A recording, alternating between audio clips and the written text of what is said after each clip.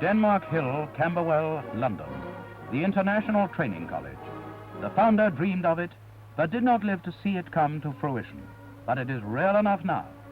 A dream come true, and the tall red tower is a familiar landmark. This view is from Ruskin Park, where the children play and sometimes watch the cadets march by.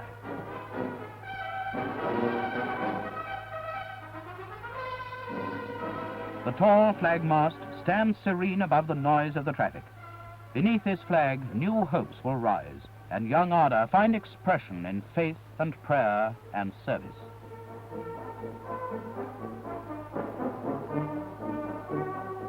This girl, drawn into the orbit of this great center, and one of the thousands who have given their lives to be Salvation Army officers, must now go to be tested in a larger field to which God has called her, where great need awaits and where divine grace is in bounteous supply. Many young folk still seek fame and fortune in the great city, but this girl will find neither fame nor fortune, only hard work, much striving, and preparation for a great vocation. She is welcomed at the station with many others, all anxious, apprehensive, yet ready. She is not left to find her own way. Borne safely by special coach, they are thrilled spectators, country cousins come to town. But they have keen minds and are splendid raw material for the expert and consecrated teachers waiting to mold and finish them. The training principal is there to welcome them. They will hear him lecture, see him smile, note his sense of humor. But sometimes he must be stern, administer discipline. He is friendly, patient, highly skilled, specially chosen for his great task. Relations must leave them now, but loved ones know that the young people are in good hands. She is escorted to her house and to her own little cubicle, a little corner that will be hallowed by her many prayers, and where at first she will feel homesick and strange and perhaps a little lonely. She will learn more than ever the value of prayer and test the strength of her call and her dedication. If she is soft or changeable, she will not survive. In another wing, a boy is undergoing the same experiences, only trying to do so with the toughness considered essential in the male. A sergeant, one of a number of privileged cadets held over from the previous training session, takes him to his room, explains things, tries to make him feel at home. Soon there is a get-together, a welcome tea, at which the cadets are encouraged to forget homesickness.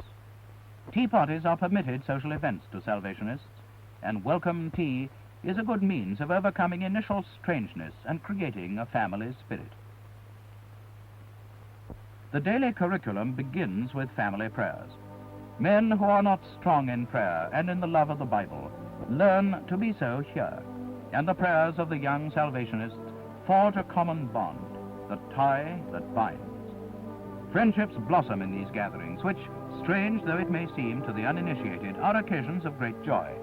The religion of Salvationists is a happy affair. Even the rules the boy must study do not make him too downcast. The place is tolerable, rules included. Now the lad reads the Bible for his own delight. The Word of God is to him a trusted guide. He will soon have to study it analytically as a student. He prays in the seclusion of his room. Love of the flag is carefully fostered by the college staff. The sessional flag is presented by the training principal to an upstanding lad who will carry it throughout the 9-month period of training. These young people are to be officers. They are to lead in a noble army. They must have esprit de corps.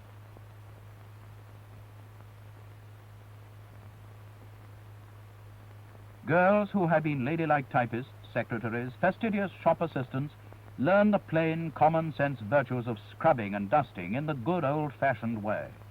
To be more than ladies, army officers must be practical ministers of the gospel.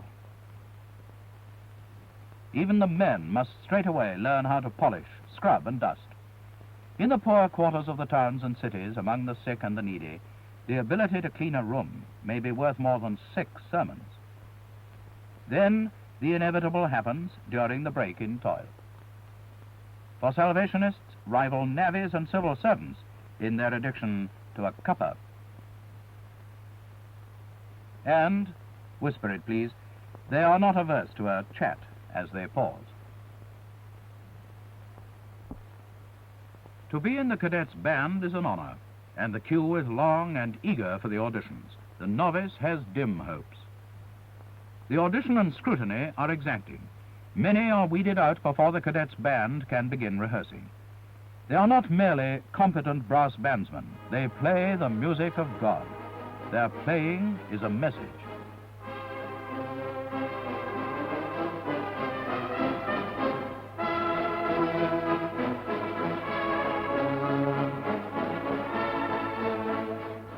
As the men play the instruments, so the girls sing. To be in the cadet singing brigade is many a good vocalist's ambition. The lasses come from songster brigades, army equivalent to church choirs.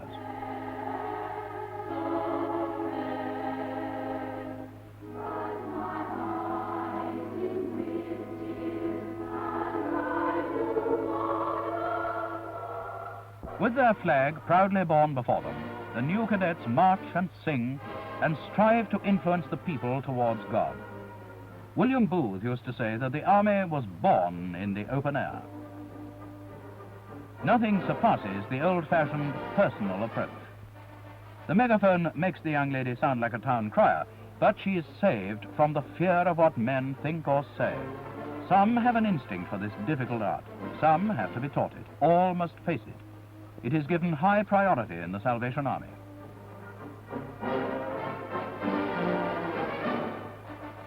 Down Oxford Street, used to mammoth Salvationist marches, the young people parade.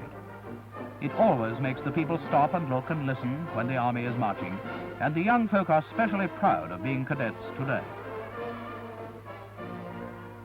The famed Regent Hall, normally thronged with saints and sinners, ideal battleground for young folk seeking to prepare themselves for leadership in salvation warfare.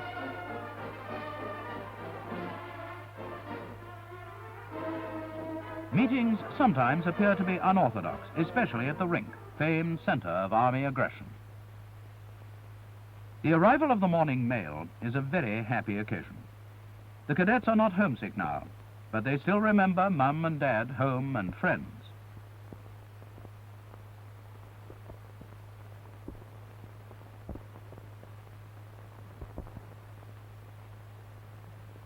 Not all are remembered.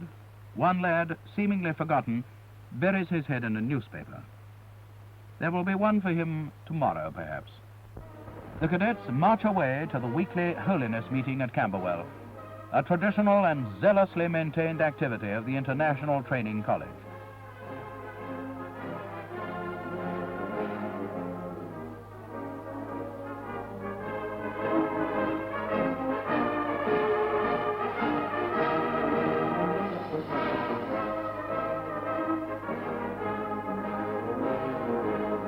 The commissioner takes the salute as they march off. Down the hill they go, singing and playing and fingering their tambourines. The people of Camberwell have mixed views about this weekly march, and the drummer holds his hand as he goes past certain houses where the baby is asleep. But the mass of opinion is friendly. The borough has often shown a possessive pride in the army, its cadets, and its marches. The greatest work of the college is probably the private, personal, behind-the-scenes interview system, which has developed over many years. The training principal seeks to get to know as many of the young people as possible. He has records, even a sort of dossier, but it is the cadet he must know, the person behind the shyness and the reserve and the fears. He explains some rules.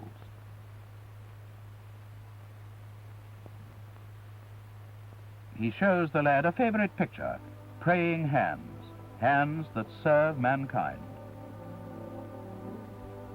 He commends the lad to God.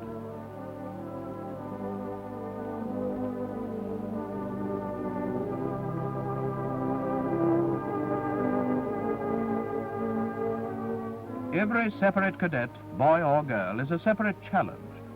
Provincial and metropolitan, educated or artisan, some are English, some are not, all types are to be encountered. All are one in God. They meet sympathy, frankness, and understanding.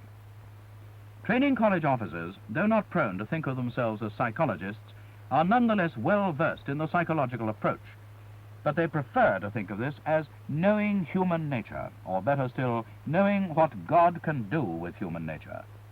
Sometimes the cadet is praised, sometimes faulted, but the kindly, fair approach disarms hostility and removes fear. Many problems are solved by this interview system, which continues throughout the session. The study program is arduous. No slacker can hope to survive it. There are classes on international command and administration.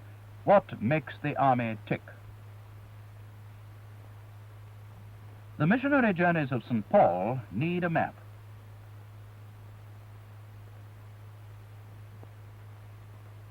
Some of the young people falter. They need help, and get it, tactfully and readily.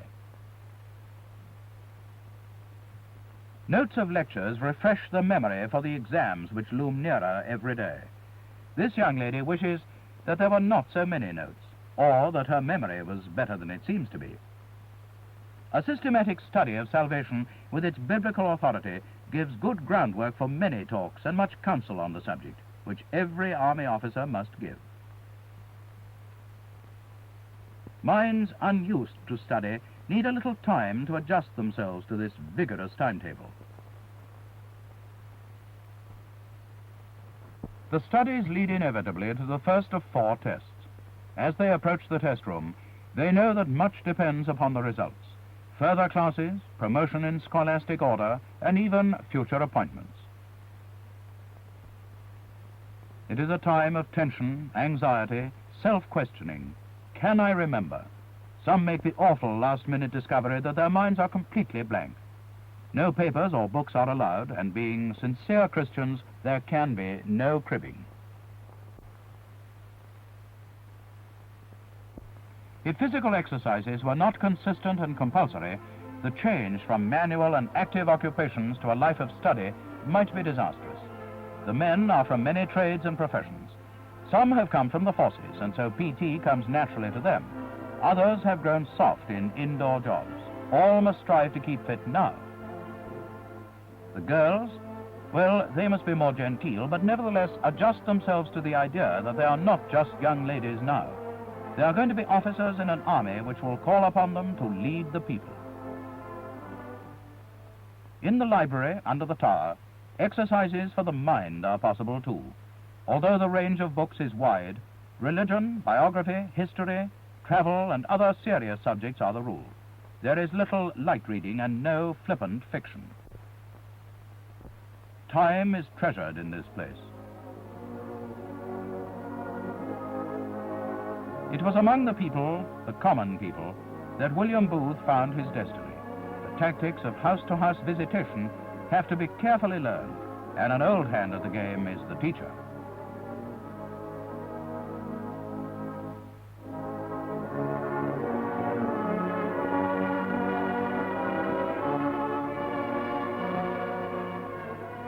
Antagonism like this can be disarmed. Interest can be aroused by the right methods in personal dealing. One has to learn to find the right word and always be the essence of tact. Subjects range from the weather to rheumatism, or to long past Sunday school days. All the time, the real objective is, are you saved? Will you come to the meeting tonight? It is thus that many souls are won. The children love the army. Influencing the young is one of the great objects of the training methods.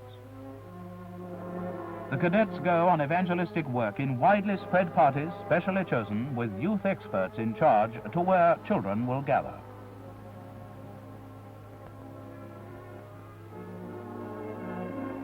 Puppets can charm the child mind. Interest is often roused more quickly through the eye than the ear alone.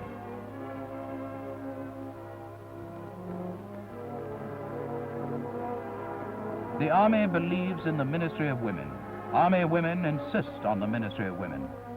The girl learns that ministry exacts a price, but the lessons once learned produce splendid results. The way the girls who were formerly shy come out of their shells is well nigh incredible. Among the underprivileged, the lonely, and the sad, they go as angels of mercy.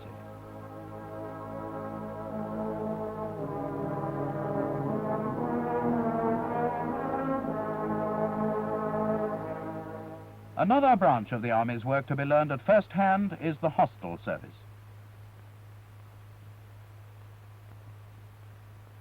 Men cadets may be appointed for social service among the down and outs, for there are still such people even in a welfare state.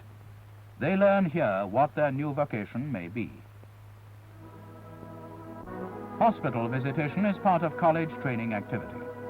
Girl cadets, as one would expect, are welcome visitors where the sick lie patient and brave. There are so many beds in the ward, the old poem declared, but love encompasses everyone. A cheery word, a smile, and a prayer makes hearts glad. Down the streets where the people are, the Army girls walk on errands of mercy. The aged and lonely have first claim on their ministry. The old man wonders if she's after his tobacco money for collection, but she is there to give, not get. Children in playgrounds in Salvation Army homes look eagerly for the young folk from Denmark Hill. And a game is often the prelude to a word, to a prayer which can transform a young life, light a candle in the mind of a child.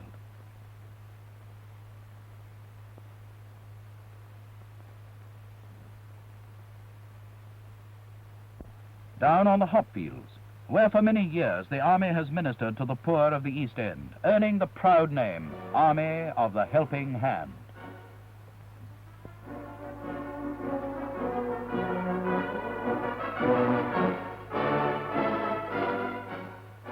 In the evenings, the open-air gatherings attract.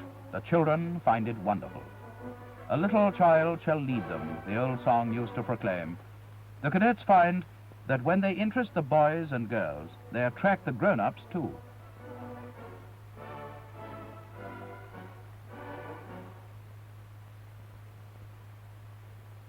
The cadets are taught microphone technique and how to use modern methods of sound amplification. The challenge of the gospel of Christ is presented without fear and with competence born of patience and experience.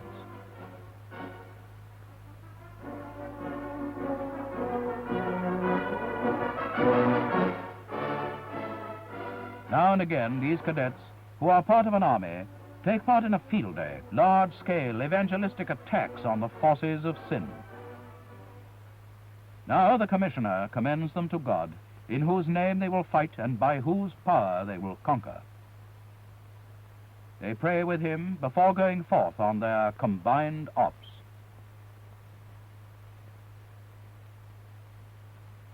Publicity and local arrangements are completed. Buses take them to their points of assignment.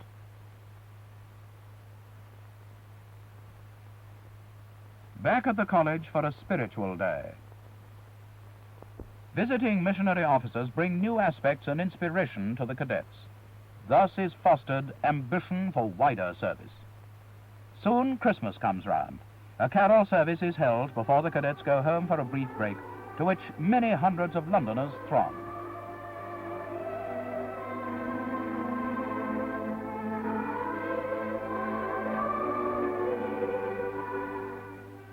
Christmas is a halfway house, and the commissioner can tell of progress made, work still to be done.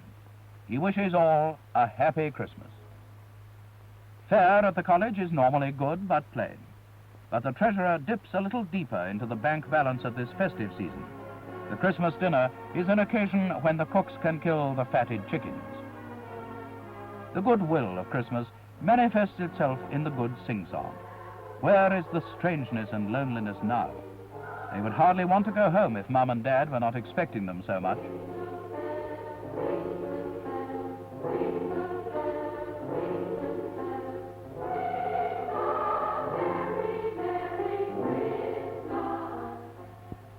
In the spring of the year comes the self-denial campaign. This is a real fight for a girl somewhat reserved. But on the battlefield it turns out to be far less hazardous than was expected.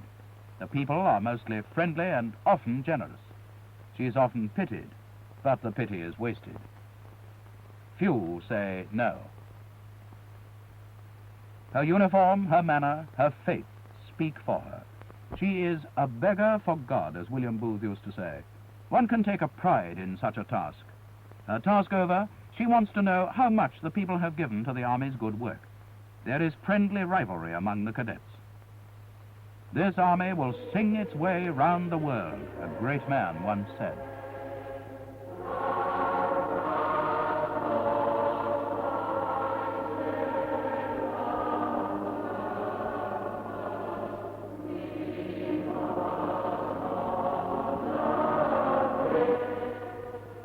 The time comes when the notice board is the special focus of attention. The assignments for the great 10-day evangelistic campaign are expected. The cadets are sent in parties all over the country. The big questions are where, with whom, who will be in charge. The board gives the right answers and jubilation results. Briefing and intense training, preparation and prayer have built up great expectations. The young folk go off. They go with God to dare all for him. In the town or village to which they are sent, local details will have been taken care of. The commanding officer on the spot will have spent a few shillings on a poster. Children have been rounded up, schools visited. The young folk come full of zest and curiosity. What are they like, these foreigners from London? Doesn't she talk funny? One child says to another. Many will yield to the Savior of the children, about whom the cadets speak and sing.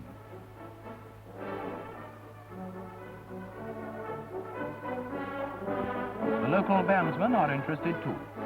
After a hard day's work, they turn out in force to play the visitors round the town. Such marches are the climax to a day the cadets have spent visiting door to door.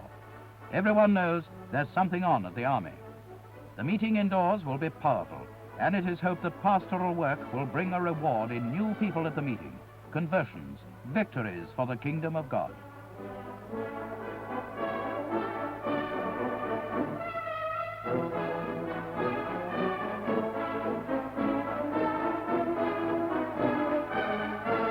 Monday morning gatherings after a campaign are times of sharing and rejoicing.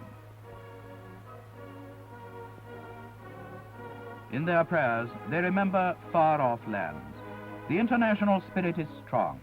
Every land is my fatherland, because every land is my father's land, General Bramwell Booth used to say.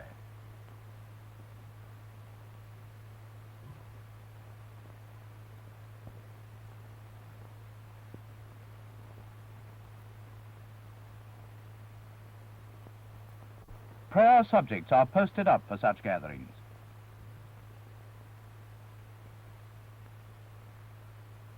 This girl hopes to be a medical missionary. Trained as a nurse, she had heard the call to add the apostolic benediction to the training and skill of her profession.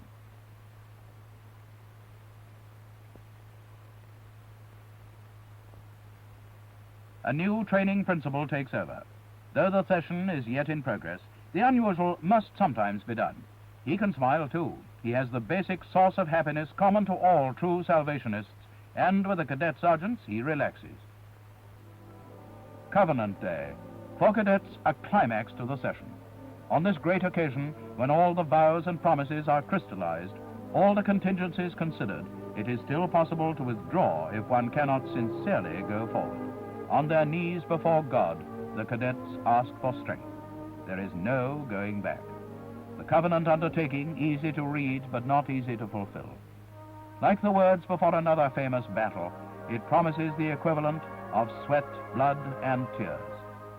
To be a Salvation Army officer is a wonderful calling, but it is not for weaklings. Yet God never asks of his children more than they can perform. The commissioning. At the Royal Albert Hall, with all tickets sold months before the event, spare seats quite unobtainable. Mum and Dad and proud brothers and sisters, friends, comrades from the old corps are all up to town for the big event. Soon the cadets will learn their destination. Up to now, this has been kept a well-kept military secret. The boy who carries the flag wonders which flag he will march with soon. Will there even be a flag? If not, he will get one. Married couples come up together to receive their commissions.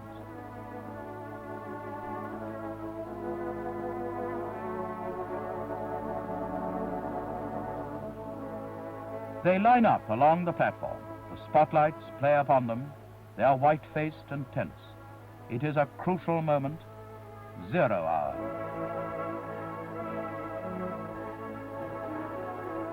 A piece of white card from the commissioner, a spoken place name, and the suspense is over. It is often far from home. They may face loneliness, hazard, indifference, many tests.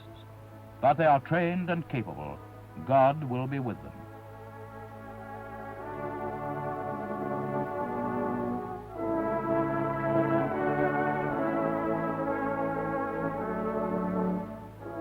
At night, a dramatic presentation is traditional as an epilogue to the commissioning. Bible scenes are enacted on the stage. Salvationists may vary their methods, but never their aim, the salvation of men.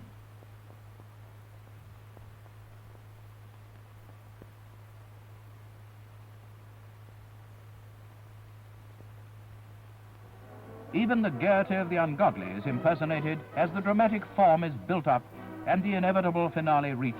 Only in God can salvation be found. Children, under the Army's care, give a display.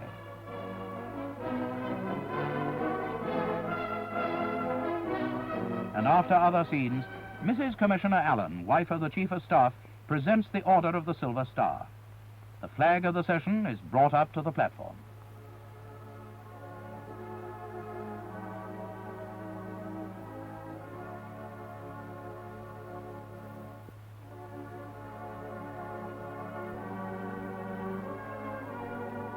Praying hands again. The lesson has been well learned. Now it could easily be anticlimax, for it is back to Camberwell, the farewell weekend. They are going down for the last time, down the hill, through the familiar streets, to bid goodbye and say God bless to many friends. The building will be packed with visitors, some to whom the cadets have often spoken, pleading that they should accept salvation. They are praying now, these newly commissioned officers, that great victories will be won tonight. They can never come back again. This is the end of a phase in their lives. In many hearts in far-flung places, the prosaic name Camberwell will ever bring memories of happy and blessed times.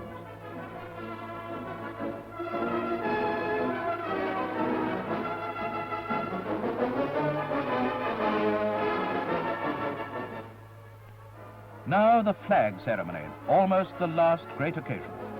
First, the flags of many nations where the Salvation Army works are brought forward and carried down the hall.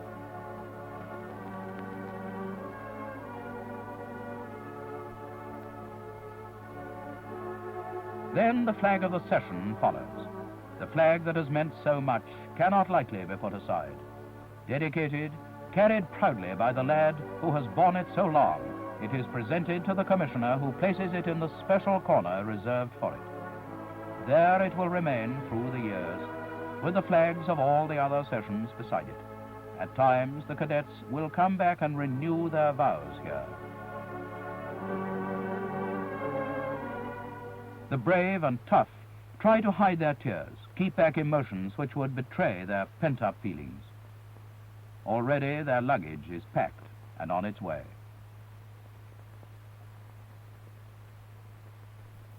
Farewell, and a last farewell. Those who had misgivings about coming seem now not to want to go away. Don't forget to write. Tell me what it's like. I shall see you at the council. The final words are spoken, little sayings to hide the deeper thoughts. And as the coaches move off, a chapter in the life of youth is closed.